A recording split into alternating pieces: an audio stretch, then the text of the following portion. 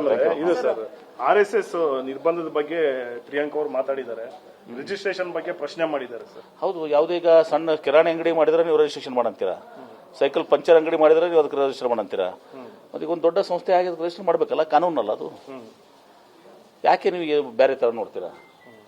ಒಂದು ಕಿರಾಣಿ ಅಂಗಡಿಗೆ ರಿಜಿಸ್ಟ್ರೇಷನ್ ಮಾಡ್ಕೋಬೇಕು, ಮತ್ತಿಷ್ಟೆಲ್ಲ ಇದ್ದಾಗ ಮಾಡಲೇಬೇಕಲ್ಲ, ಸಂವಿಧಾನ ಕಾನೂನು.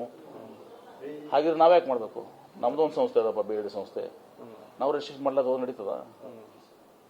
ಶಾಖೆಗಳಿಗೆಲ್ಲ ಪರ್ಮಿಷನ್ ಬೇಕಂದ್ರೆ ಶಾಖೆಗಳು ಹೇಳ್ತಿಲ್ಲ, ಮೇನ್ ಟ್ರಸ್ಟ್ ಇವತ್ತು ದಿವಸ ಮತ್ತು ಅವರೇನೋ ಶಿಕ್ಷಣ ಸಂಸ್ಥೆಗಳು ತೆಗಿತಾರೆ, ಮತ್ತೊಂದು ಮಾಡ್ತಾರೆ, ಅವಕ್ಕೆಲ್ಲಕ್ಕೂ ಪರ್ಮಿಷನ್ ಬೇಕು. ಹಣ ಎಲ್ಲಿಂದ ಬಂತು, ಎಲ್ಲಿಂದ ಹೋಯ್ತು, ಎಲ್ಲನೂ ಬೇಕಲ್ಲ. ಹಾಗಿದ್ರೆ ಎಲ್ಲರೂ ಇದೇ ಥರ ಎಲ್ಲರಿಗೂ ಮಾಡಿ ಅಂತಾರೆ. ನಮ್ಗೆ ಯಾಕಪ್ಪ ನಮ್ಮ BLDಗೆ ನಮ್ದು ರಿಜಿಸ್ಟ್ರೇಷನ್ ಬೇಡ, ನಮ್ದು ಏನು ಕೇಳಬೇಡಿ ನೀವು ಲೆಕ್ಕಪತ್ರ. ಹಾಗಾದ್ರೆ ರಾಜ್ಯದಲ್ಲಿ ನಿರ್ಬಂಧ ಹಾಕೋ ಏನಾದ್ರು ಮುಂದೆ ಅದು ಗೊತ್ತಿಲ್ಲ, ಅದು ನಾನು ಅದನ್ನ ನಿರ್ಬಂಧ ಹಾಕೋ ಪ್ರಶ್ನೆ ಮಾತಾಡ್ತಾ ಇಲ್ಲ. ರಿಜಿಸ್ಟ್ರೇಷನ್ ಮಾಡ್ಕೋಬೇಕಾಗಿದ್ದು ಧರ್ಮ ಅದು. ಸರ್, ಕಳೆದ ಬಾರಿ ದೇವೇಗೌಡರನ್ನ ಕಾಂಗ್ರೆಸ್ ಅವಿರೋಧವಾಗಿ ಆಯ್ಕೆ ಮಾಡಿತ್ತು, ಆದರೆ ಈ ಬಾರಿ ಅವರಿಗೆ ಟಿಕೆಟೇ ಕೊಡಲಿಲ್ಲ ಮೈತ್ರಿ ಸರ್ಕಾರ. ಅವ್ರಿಗೆ ಕೇಳಿಪ್ಪ, ದೇವೇಗೌಡ ಕೇಳಿ, ಕುಮಾರಸ್ವಾಮಿ ಅವ್ರು ಕೇಳಿ.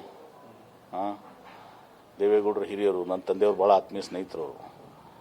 ಏನ್ರಿ, ಅವರು ಇನ್ನೊಂದು ಅವಧಿಯಲ್ಲಿ ಇರಬೇಕಾಗಿತ್ತು, ಕರ್ನಾಟಕ ರಾಜ್ಯದ ಜ್ವಲಂತ ಸಮಸ್ಯೆಗಳು ದನಿ ಎತ್ತಬೇಕಾಗಿತ್ತು. ಪಾಪ ಅವ್ರನ್ನೂ ಕೂಡ ಯೂಸ್ ಅಂಡ್ ಥ್ರೋ ಮಾಡಿಬಿಟ್ರು.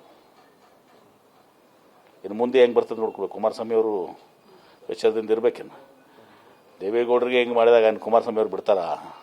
ಅಂದ್ರೆ ಸರ್, ಕುಮಾರಸ್ವಾಮಿ ಅವರು ತಮ್ಮ ಪ್ಲೇಸ್ ಭದ್ರ ಮಾಡ್ಕೊಳ್ಳೋದಕ್ಕೆ ರಾಜಿ ಆಗಿದಾರಂತ ನನಗೆ ಗೊತ್ತಿಲ್ಲಪ್ಪ, ಅದು ಹಂಗೆ ಹೇಳಿದಾರೆ ನಮಗೆ. ಆಗಿರ್ಬೋದು, ಹಾಗಾಗಿ ಬರಲ್ಲ ಅವರು.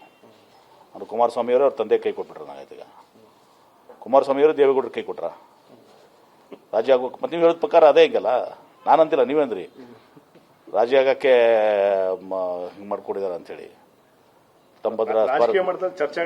ಕಾಂಗ್ರೆಸ್ ನಾಯಕರು ಕೂಡ ಆತರ ಹೇಳ್ತಿದ್ದಾರೆ. ಅಲ್ಲಲ್ಲ, ನೀವು ನನಗೆ ಹೇಳಿದ್ರಿ ಕುಮಾರಸ್ವಾಮಿ ಅವರು ರಾಜಿ ಆಗಿದ್ದಾರೆ ಅಂದ್ರೆ ಯಾರ ವಿರುದ್ಧ ರಾಜಿ ಆಗಿದ್ದಾರೆ? ದೇವೇಗೌಡರನ್ನ ಬಲಿಪಶು ಮಾಡಿ ರಾಜಕೀಯ ಆಗಿದಾರ?